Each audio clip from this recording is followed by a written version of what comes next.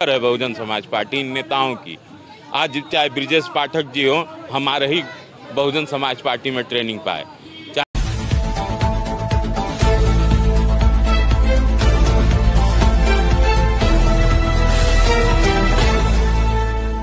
दोस्तों नमस्कार, आप देख रहे हैं भारत एक दर्शन। दोस्तों देश के हालात क्या हैं, मैं लखनऊ में हूं। आप लोग देख रहे हैं किस तरह से जनता को राजनीतिक पार्टियां डाइवर्ट करने में लगी हैं, किस तरह युवा गुमराह हो रहे हैं। तमाम जैसे करणी सेना है, तमाम चीज़ें, एक तरफ सपा है, एक तरफ भाजपा है, किस तरह से आमने सामने युवाओं को गुमराह कर रहे हैं। यहाँ पे मैं लखनऊ में आम जनता के बीच में हूँ, देखते हैं, जानने के प्रयास करते हैं जी इसमें क्या कंडीशनें चल रही हैं। जैसे अभी रामजी सुमन का बयान आया, अकबर और औरंगजेब को लाया गया और कई इस तरह की घटनाएं हैं। अभी इंजी सरोज बोले हैं कि हमको मत छेड़ो, नहीं मंदिरों के नीचे मठ खोद देंगे। इस तरह की बयानबाजी से क्या हासिल होने वाला है? देखिए, इन सारे लोगों का एक ही काम है कि किसी तरह बहुजन समाज पार्टी को रोकना, किसी तरह बहुजन समाज पार्टी को रोकना। वह लोग पहले अंड कबंड बोले, अब वर्गवाद संघर्ष करवाना चाहते हैं। यह लोग खुदे इतने बड़े जंगल राज के मालिक हैं जिसके कोई सीमा नहीं है। यही लखनऊ में बोनट पर सीओ घुमाए गए थे, आपको याद होगा। हमें इनकी बातों को चक्कर में नहीं पड़ना है। यह इसलिए लड़ रहे हैं कि बहन जी का न उदय हो जाए, कानून का न राज आ जाए।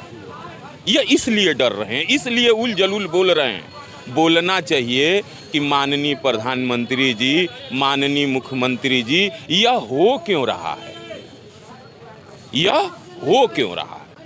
अच्छा, बहन मायावती जी के पास एक भी सीट नहीं है। क्या कारण है कि बहन मायावती जी के पास एक भी सीट नहीं है आज की डेट में? बहन जी के पास जितनी चाहती उतनी सीट रहती। अभी बहन जी अगर भाजपा से गठबंधन करके लड़ गई होती तो यह बताइए इन लोगों का 0 बैलेंस हो गया होता ना। बहन जी ने तो नहीं भाजपा से गठबंधन करके न लड़ा, तब न यह लोगों की आज सीट नजर आ रही है। तो बहन जी तो खुदे लड़ाई कर रही है असली, यह लोग नकली लड़ाई कर रहे हैं। नहीं, जनता में जो र्यूमर है। एक बात बता दीजिए साहब, आपकी बात को मैं मानता हूं, लेकिन 5 विधायक थे तो इन्होंने 5 सांसद थे तो इन्होंने प्रमोशन में आरक्षण का बिल लोकसभा में फड़वा दिया, क्योंकि यह भाजपा की बी टीम थी। नहीं तो आज जांच हो जाती। कांग्रेस की बी टीम थी। और आज वक्फ बिल पर क्यों नहीं संसद भवन में फड़वा दिए। और जो चीज इन्होंने दलित समाज को बुलवाया, वह राम गोपाल यादव जरूरत था सपा के लिए, तो क्यों नहीं बोले राज्यसभा में? गलत कर रहा हूं तो बता दीजिए। नहीं, बहन जी ने भारतीय जनता पार्टी के साथ मिलकर 3 बार 4 बार सरकार बनाई प्रदेश में। बहन जी ने मिल के नहीं चुनाव लड़ी, इस सरकार तो मिलकर बनाई।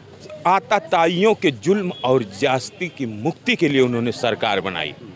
उन्होंने उन्हीं के सहयोग से बनाई और अपना अंबेडकर पार्क, परिवर्तन चौक भी बनाई।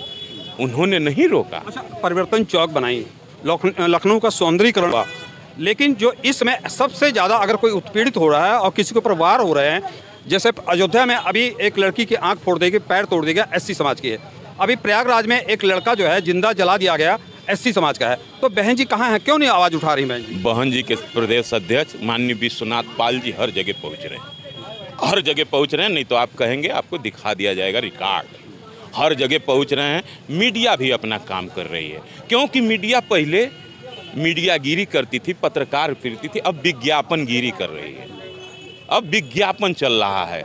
वह अब पत्रकार अगर आप करेंगे तो आप देखबे करें कितने पत्रकार मार दिए गए, बम्बई में चाहे यहाँ चाहे वहाँ कितने केस हुआ। तो हम लोग इनको भी हाथ जोड़ते हैं कि नहीं भाई, आप लोग भी अपना विज्ञापन करते रहिए, लेकिन जनता के भी बात उठाते रहिए। क्योंकि जो ये आप बता रहे हैं, ये विद्या बिना मति गई, मति बिना नीति गई, नीति बिना बीत गया, बीत बिना यह लोग हताश हुए और गुलाम बन के आज तक जिंदगी जी रहे हैं।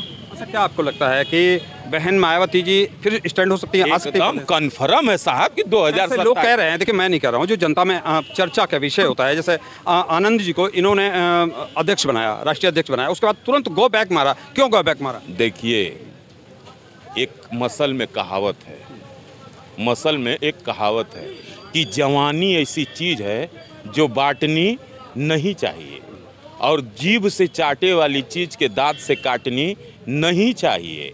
और जब बड़कन का बात समझ में ना आवे तो हमहन जैसन लोगन के कमेंट ना करे के चाही, काहे कि हमन के समझ में ना आवत है कि बहन जी जे के देत हई उहे हवा में उड़े लगत है। बहन जी देते हैं भाईचारा बना के हर विधानसभा में 50,000 कार्यकर्ता बनाना है, बिंद भर कहाँ कश्यप नोनिया चौहान से लेके सभी जातियों। क्या बोला था, कौन सा नारा दिया था आनंद जी ने मंच से जो बोले थे, कौन सा नारा दिया? देखिए आनंद जी ने क्या किया, वह क्या किया हमने पहले ही आपको बता दिया कि बड़े लोगों के बीच में। मेरा कहने का मतलब काशी राम जी का, देखिए काशी राम का जो मिशन था आज फलाप दिख रहा है आपको नहीं, तो काशी राम जी के मिशन पे ही तो आनंद ने बात की थी। देखिए साहब का मिशन पर था बात, लेकिन मिशन को चलाने के लिए साहब ने कहा था कि जब 85% की डोरी रहेगी तो 15%, जब 85% को मैं जोड़ लूँगा तो 15% की डोरी बांधूंगा और फिर इनारा से पानी मिला के पी लूँगा सबको। काशी राम जी का एक नारा था, मायावती जी ने उसको जो है बुलंद किया,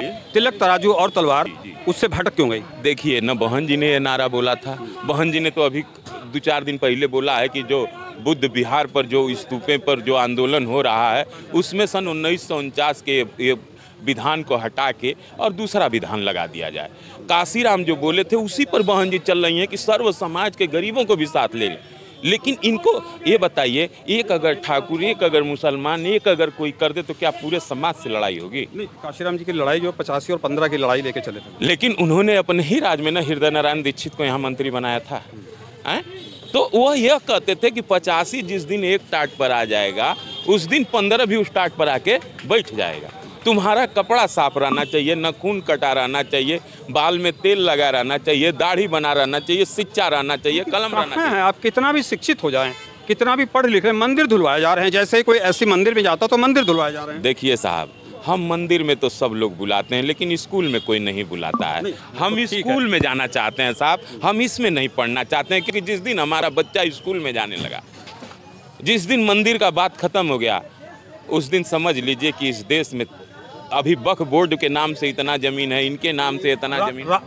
राम जी सुमन की बातों से आप सहमत हैं या नहीं? न हम उनके बातों से सहमत हैं, न उनके कृत्यों से सहमत हैं। अगर उन्हीं को ये जरूरी था बोलना तो राम गोपाल यादव से बुलवाए होते, तब मैं सहमत रहता। लेकिन ये तो वर्गवार संघर्ष कराने के लिए। अब आप वर्गवाद की बात कर रहे हैं। कैसे?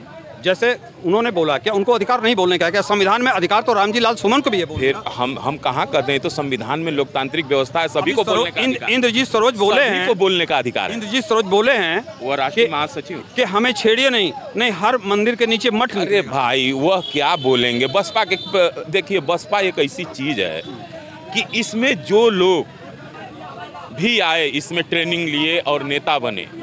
ट्रेनिंग सेंटर है बहुजन समाज पार्टी इन नेताओं की। आज चाहे ब्रिजेश पाठक जी हो, हमारे ही बहुजन समाज पार्टी में ट्रेनिंग पाए, चाहे जितने लोग हैं, तो यह लोग जो बहुजन समाज पार्टी में सीखे हैं वो तो सच बोलबे न करेंगे, चाहे इनकी पार्टियाँ रहे चाहे न रहे। लेकिन फिलहाल जो लोग जनता में, जो मैं नहीं कह रहा हूँ, जनता में जो हम लोग जीरो ग्राउंड रिपोर्ट करते हैं, जनता में है कि बीएसपी काशीराम जी के विचारों से भटक चुकी है।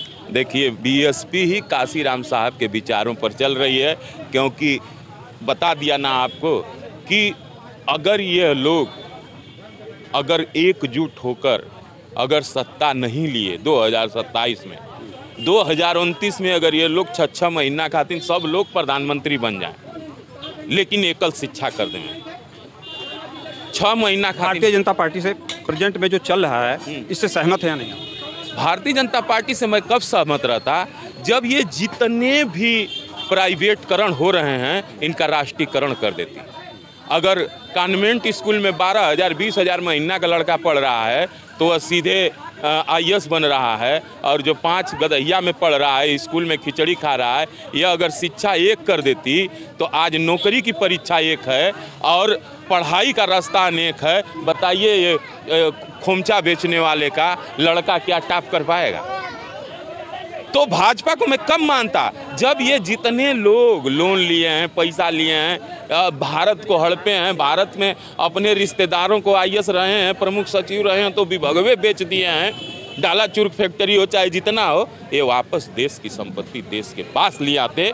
जैसे मैं उनको बहुत बड़ा करेजा माना कि लग रहा है कि 26 में हमारे कल्याण हो जाएगा, हमें भी 2 लाख 3 लाख पर सांसद मिल जाएगा, प्रधानमंत्री बने। दलितों पे अत्याचार पहले से ज़्यादा हो रहा है या नहीं? भाई देखिए, दलित समाज समुंदर है, तुम अत्याचार करते रहो करते रहो करते रहो, समझ लीजिए शंकर भगवान है। इसको यादें नहीं है कि हाँ गंगा माई हमरे कपड़े में। जय दिन याद हो गए उनके कि गंगा माई हमरे कपड़े में हैं, वो दिन कहीं तो के पानी गिरावे जाए के जरूरत ना पड़ी, क्योंकि कोई अपने माई बाऊ सास ससुर के नमस्कार ना करत है, चल जाता हुए जहाँ बतावत हैं साहब। सकते हैं आपकी राय क्या है? आप अपनी राय कमेंट के रूप में जरूर दीजिएगा। आप देख रहे हैं भारत दैनिक दर्शन, मैं विक्रम सिंह, नमस्कार।